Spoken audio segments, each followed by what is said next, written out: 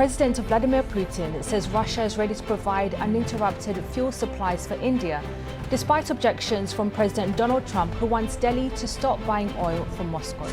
The Trump administration could be upset with India for having good meetings with Vladimir Putin. NATO is showing visible cracks, and what we are witnessing may be the most serious fracture in the US-EU military order since it was created. Moscow is no longer responding to Western pressure, and the message coming out of the Kremlin is blunt. Russia is ready to go to war if the EU touches any of its assets in EU banks worth $300 billion. This confrontation is no longer theoretical. It is active, escalating, and now openly challenging the legitimacy of the Western alliance. The tension around the frozen $300 billion in Russian assets has become the ignition point, and the West appears unable to contain the fallout. Meanwhile, Europe is insisting on diverting the frozen funds to Ukraine, while Russia is warning of severe retaliation, including economic strikes that could shake energy markets and fracture EU unity. Even more troubling is that the institution holding the frozen assets in Belgium has publicly warned that using them could permanently damage Europe's standing as a safe financial hub. At the same time, the Kremlin has walked out of US-led peace initiatives and instead opened a new strategic window with India, offering unrestricted oil access and long-term energy guarantees. This is not just a diplomatic shift. It is a reconfiguration of global energy routes, trade flows, and geopolitical leverage. Even Ukraine, surprisingly, is signaling more confidence in India's mediation than in the West's shifting agendas. With Russia turning east, Europe divided, and NATO increasingly restless, Washington under Trump appears boxed in, unable to pressure Moscow, unable to reassure Europe, and unable to offer a coherent path forward. So, before we go into all of the details, take a second to hit the subscribe button. On December 5, 2025, Vladimir Putin landed in New Delhi and left with more than a photo op. A set of concrete commitments that reshape Russia's ties with India and, by extension, the strategic map Washington hoped to control.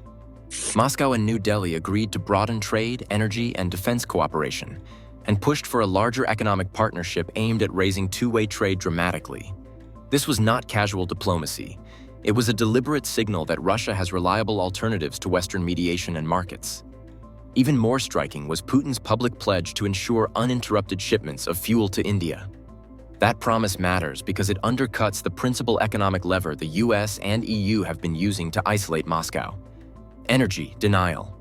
Russia offering a dependable energy lifeline to India during a moment of Western pressure is both practical since it sustains Moscow's revenue and political because it embarrasses Western efforts to shape outcomes. Read together, these moves expose a serious strategic failing in the Trump-EU approach. Washington doubled down this year with punitive tariffs designed to force India away from Russian oil.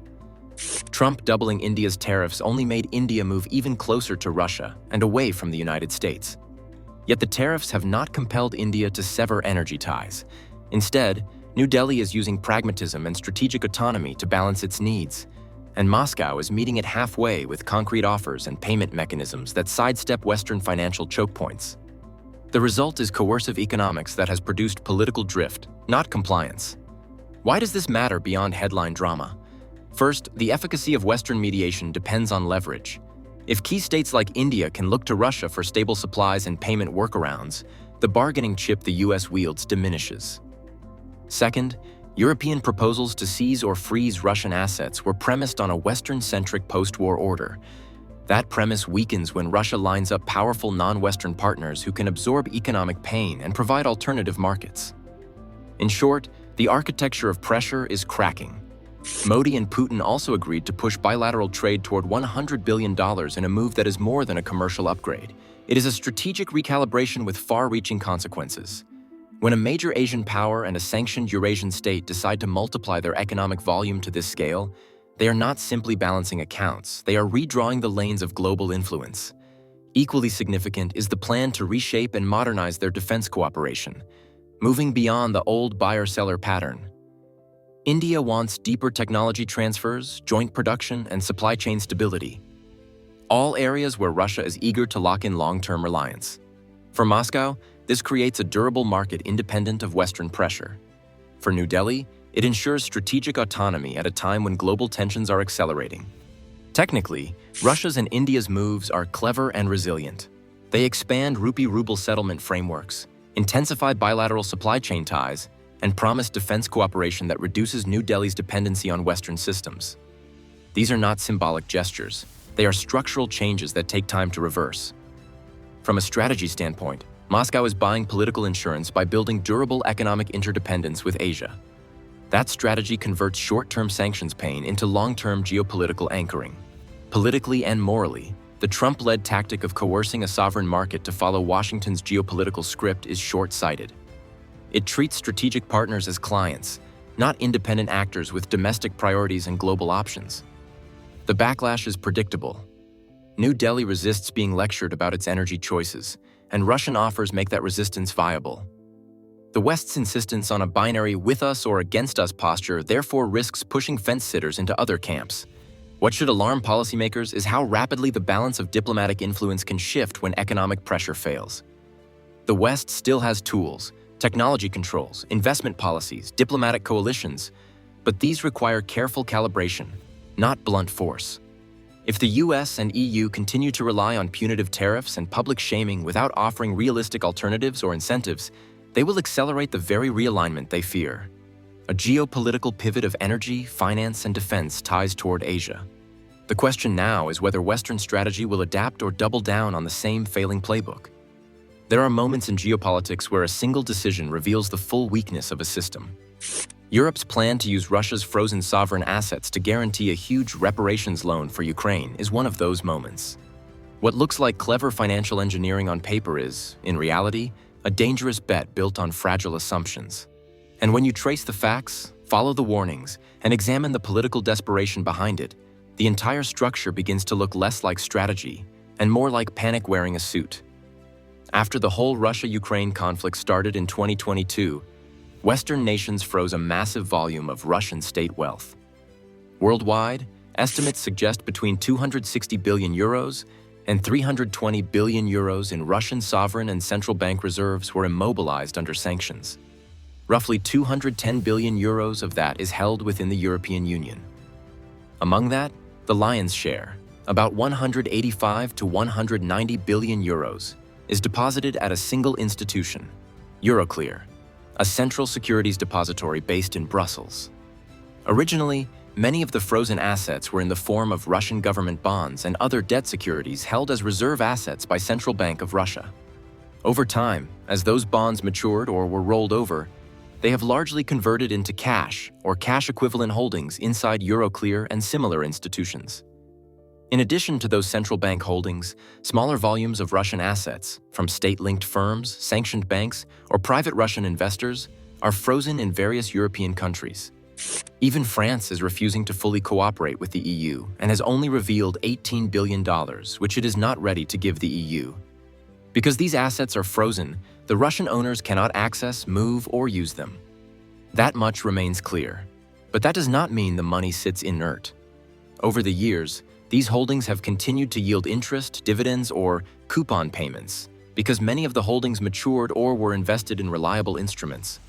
Before the current heated debate, the EU had already redirected part of this windfall profit toward Ukraine.